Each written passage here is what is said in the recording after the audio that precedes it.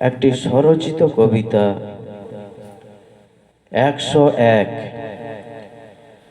প্রতিবাদের ভাষা যখন হারিয়ে যায় নীল আবিরে, তাল পুকুরে মাছ ধরতে ছিপ নিয়ে আর কে যাবি রে।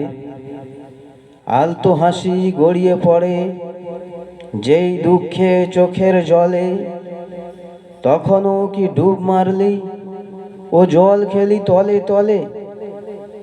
পাড়ার কাকু দুঃখ করে, বলে সবাই দিব্যি ভুলে, তোরও যে টান ধরেছে, পাক লেগেছে রেশমি চুলে।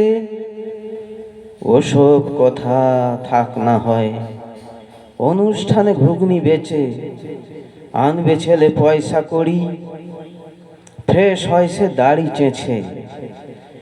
পাগলা গারদ খোলা আছে, ভর্তি আছে মস্ত মাথা, বর্ণমালা শিখিয়ে দিতে পরীক্ষার্থী খুলল খাতা।